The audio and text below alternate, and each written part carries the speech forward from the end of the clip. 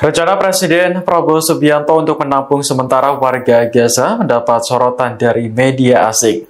Pernyataan tersebut disampaikan Prabowo di Lanut Halim Perdana Kusuma, Jakarta pada Rabu kemarin sebelum berangkat ke Timur Tengah. Kantor berita Al Arabiya yang berpusat di Dubai mengutip pernyataan Prabowo bahwa Indonesia siap mengevakuasi warga Gaza yang terdampak perang, termasuk korban luka, penderita trauma, hingga anak-anak yatim. Mereka akan mendapat perlindungan sementara di Indonesia hingga sepenuhnya pulih dan menunggu situasi Gaza aman. Prabowo mengatakan dirinya telah memerintahkan Menteri Luar Negeri Sugiono untuk segera berdiskusi dengan Palestina terkait rencana tersebut. Sementara Arab News juga mengutip pernyataan Prabowo terkait jumlah warga yang dievakuasi kemungkinan mencapai 1.000 orang untuk tahap pertama. Media lain seperti Reuters dan The Times of Israel juga turut memberitakan hal tersebut. Dalam artikel, Prabowo mengatakan bahwa Indonesia mendukung solusi dua negara dan telah mengirim bantuan kemanusiaan ke Gaza. Hal ini selaras dengan komitmen Indonesia untuk menyelesaikan konflik. Namun di dalam negeri upaya Prabowo justru ditentang oleh Majelis Ulama Indonesia.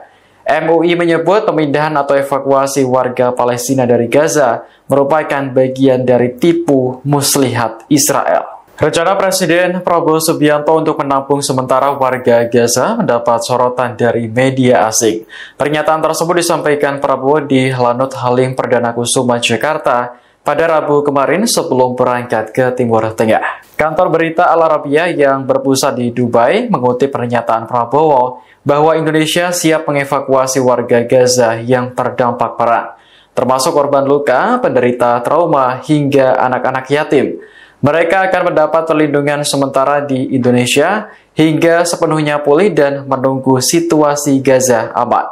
Prabowo mengatakan dirinya telah memerintahkan Menteri Luar Negeri Sugiono untuk segera berdiskusi dengan Palestina terkait rencana tersebut.